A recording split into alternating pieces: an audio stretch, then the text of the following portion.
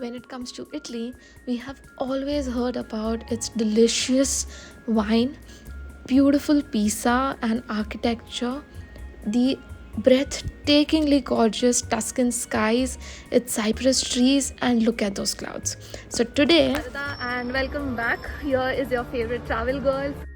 and today you are going to join me on my solo travel quest to this beautiful day trip to Siena, San Gimignano, and Pisa from Florence, which is in the Tuscan area or district in Italy. Apart from the architecture, I also learned about horse racing history in Siena and the childlike vibe of this beautiful district of Pisa. And last but not the least, I had the world's best gelato. These guys have won a lot of awards globally. So let's see what kind of flavors I had, how much did it cost, and how did I manage to travel solo to these beautiful places. I booked a tour from Get Your Guide app, and I'm going to link it in the description box below, from where you can book the same tour for yourself, which I highly recommend. Or you can WhatsApp these guys on the number and you can book it yourself. We reached our first place, that is Siena, in a morning beautiful farmers market outside a palace, and I headed towards a guided tour in Siena. You also have an option to explore the town by yourself, but I chose a guided tour to know about its history. And this is the machine that the guide gave us, so we could hear her all the time.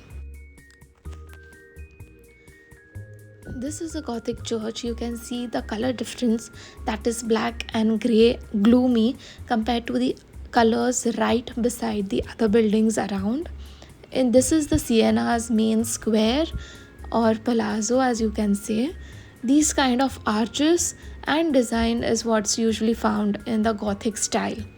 Here there are faces of all the renowned people who have made Italy famous.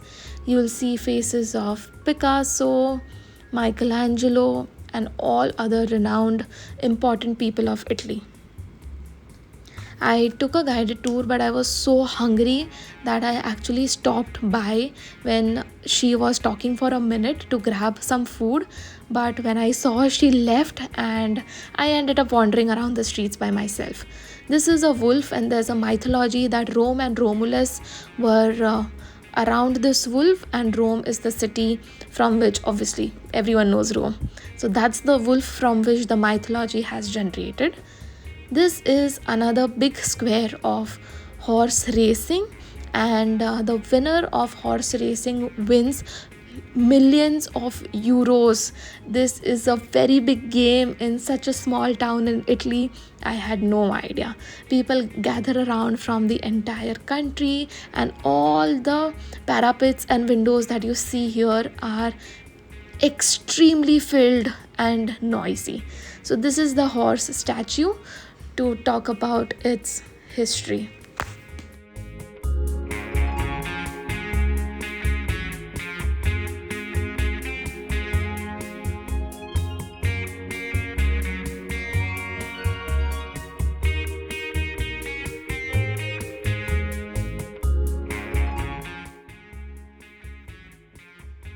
And onwards, our next destination under this beautiful Tuscan sky, and I'm glad that our bus had a sunroof as well, is a vineyard where we had wine tasting of 5 different wines, but they were of just a year or two old.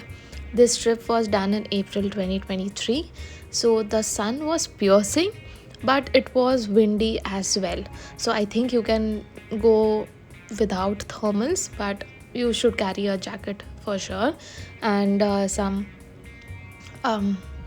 cold clothes good enough for 20 degrees Celsius, and a lot of sunscreen. So this is where the English tour sat, and on the left side behind these barrels was the Spanish group. There were 4 wines, and I opted for a vegetarian food where they don't know what vegetarian is. It's either non-veg or it's either vegan. So I had some brinjal and 2 3 other things. The food was disgusting. I wish I had carried more food with me because even the breakfast was a fiasco today, and even the lunch was. The wine was good, it was decent. The European non vegetarians seem to have a good time with their meats, and they also had some cookies which they distributed at the end of this tour. It was some kind of biscotti which is famous. And here's me posing away under these beautiful Tuscan sun with these amazing barrels. There are a lot of food items and wine that you can purchase.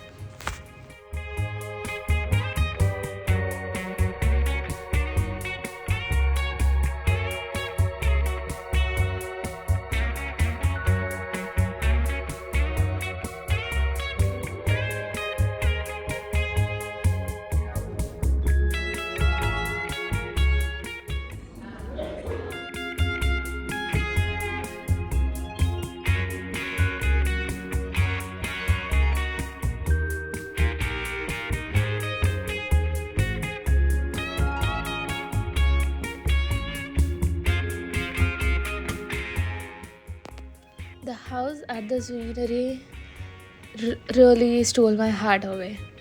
There are washrooms available here, and there were no washrooms available in Siena, so just plan your water drinking and pee breaks accordingly. We moved on to our next destination.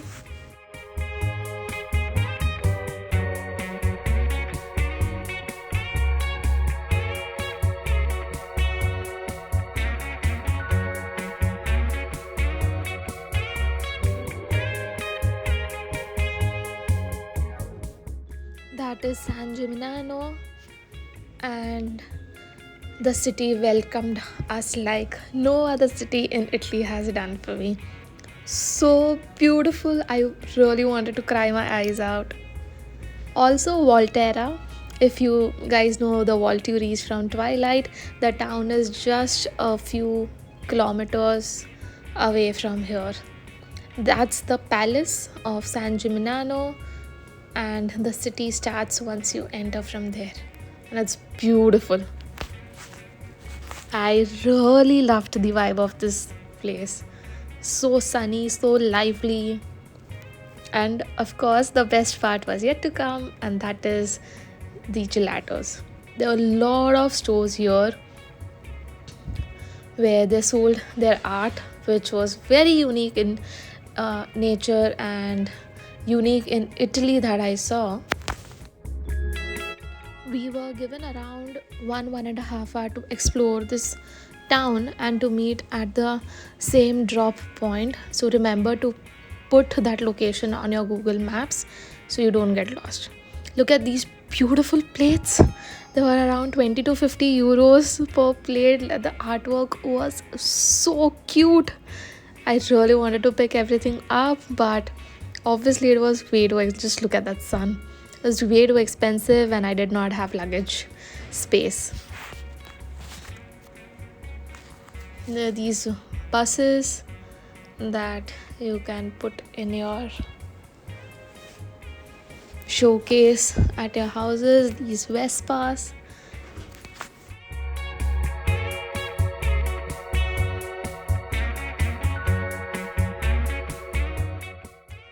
While traveling solo, you always find some kind strangers who are okay to click your pictures. Like here, I found some old man, and in the winery, a family helped me out, and I obviously returned the favor. I walked towards the next stop, that is the world famous Gelateria Dondoli, who has won the World Gelato Championship several years.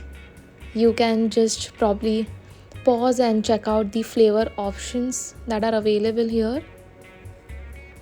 This is the one I had. Italian garden. It had basil, ketchup. I know it sounds ridiculous, but the taste was delicious. And I had saffron ice cream. Here are the options of cups and cones along with the prices. You can put this on the maps and it will lead you straight to the gelataria, which is just 500 meters or 700 meters from your drop point. The ice cream was really good and definitely worth a visit to this place, but the taste was equivalent to the other gelatos I've had in Florence. So, but it was really good. And obviously it's a thing, like, you've had the world's best gelato, you can say that proudly. There were some weird and different flavored chocolates as well, like limoncello, etc. And then we reached our next destination, that is Pisa, by crossing river Arno. I really loved the vibe of this city because everyone was behaving childlike, and that got out the best and the innocent nature of all the people around. Everyone was so happy and so lively. I mean, first I thought that, probably clicking pictures like the typical pictures would, I was being judgmental, but looking at everyone so happy, it really changed my outlook towards not judging people and being happy myself and just looking at everyone else. A group of girls helped me click that picture and guided me on how my hands should be, etc. Just look at everyone so happy and so childlike. Here are the rates if you want to enter the Leaning Tower of Pisa, but it's going to take somewhere around 30 to 40 minutes if you are fit, and it's obviously going to take you more time if you're not. So I did not have the time, and usually all the tours, they do not have the time to incorporate walking and climbing inside the tower, where you can see the bird's eye view of the entire Pisa town. It'll be definitely fun, I believe, but you should not have fear of heights and claustrophobic. Otherwise, you can just chill around, read about this beautiful place, boards around.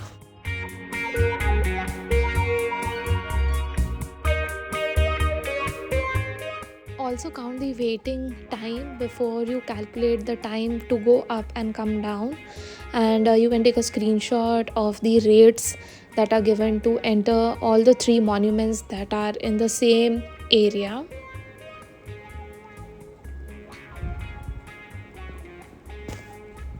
There are a lot of souvenirs outside this place, starting from €1 to sky's the limit. I picked up a lot of items from here, very interesting things like, obviously Pisa's magnet, but also a car nameplate which has Italy and Pisa on it.